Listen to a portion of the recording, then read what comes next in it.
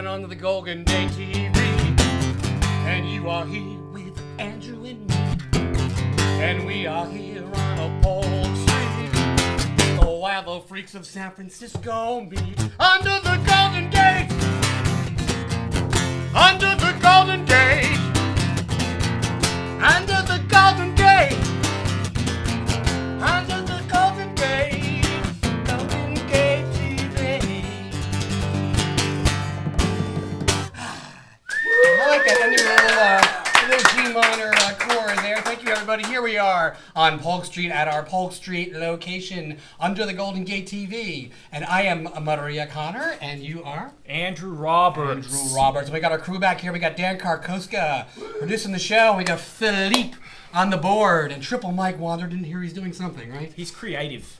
He's creative, of course. A creative kind of person. He is. You know, correction on the song. We said Polk Street is where the freaks of San Francisco meet, but that is maybe no longer true. Yeah, we've got tweets about that. Yeah, gentrification.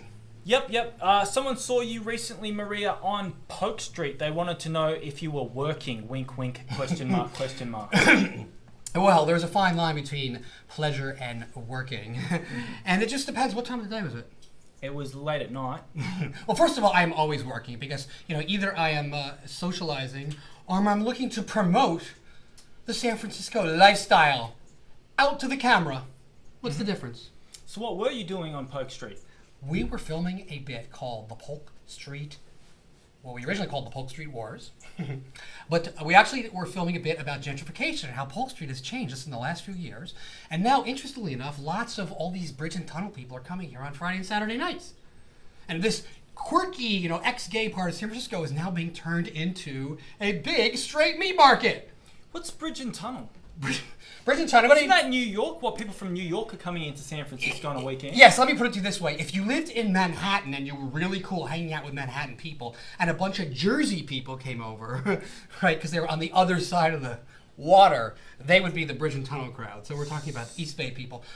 There are some cool East Bay people. I mean, especially if you live in Oakland, right, Ginger? Absolutely. Yeah, I mean, it's more like the distance. Your coolness drops with the square of the distance from San Francisco.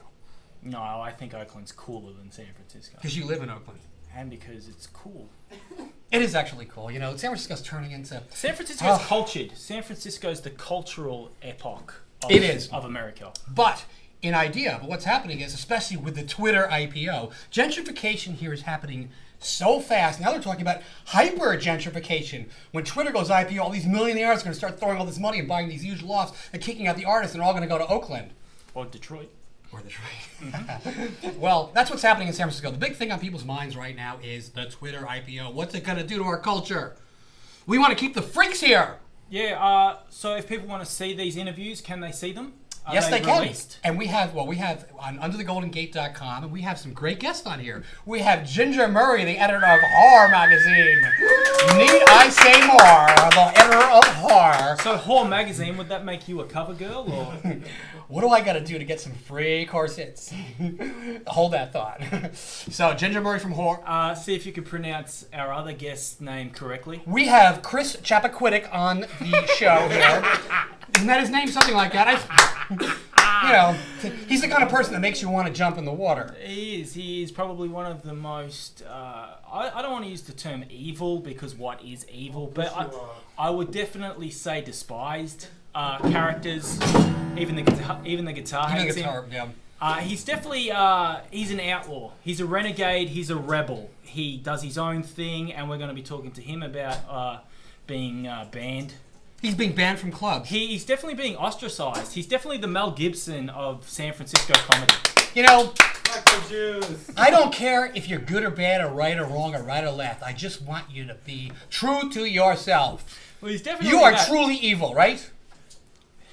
Or you're just very sad. I think we'll get to those mom issues later. Actually be retarded. Yeah, I think so. Sure. Well, we'll find out more. One more guest. One more guest. We have Jaden Perry. I don't even know how to describe you. Drag queen, tough Harley-looking drag queen kind of thing? House cleaner? A house cleaner? No, I don't know. He does all kinds of things. So, yeah, well, we're going to let you... It's kind of like we've got the... how can we describe it? It's kind of definitely a theme tonight. We've got the sort of... the Misfits? Yeah, the dark horses. The dark horses. I don't think Ginger's a dark horse. The Rangers. We'll let the audience decide. Well, okay, well, great. Any more tweets?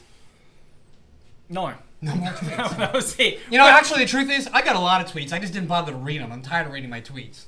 Anyway, yeah. so we were going to do the news. We normally do the news. We decided that the news is rather boring. So I think we'll just end on sex talks.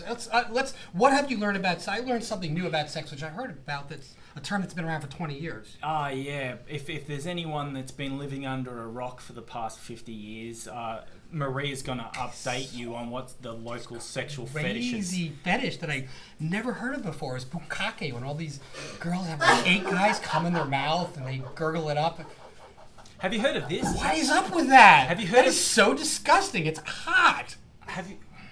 Oh, you are a bukkake girl. Oh my I will god! say- And they're Japanese. It came from Japan. Yeah, well, I mean, like they've got some issues ever since World War II. You think so? Unfortunately, yes. I think that there's sort of a sense of shame sometimes. I mean, like the Germans shit on one another. Yeah, they do. You know, coincidence? I think not. What do the Australians think of the Japanese? We like it. We don't really care. We don't really have a moral compass, so we just kind of accept whoever for whatever. As long as you buy shit from us or trade with us, fuck it, do what you like. We're not really the judgmental kind. Perfect. Andrew has no moral compass. Keep that in mind when we bring the guest on here next. Ginger Murray first. Be careful, because the man you're talking with has no moral compass. Why do you think I'm working at Under the Golden Gate? Okay, well, I guess we'll start our show on that note. Under the Golden Gate, we are here with Ginger Murray. We'll be back in just a few minutes. Woo! All right. Somehow the magic when you get in front of the camera and the lights, it just everything changes. What do the Australians think of the Japanese?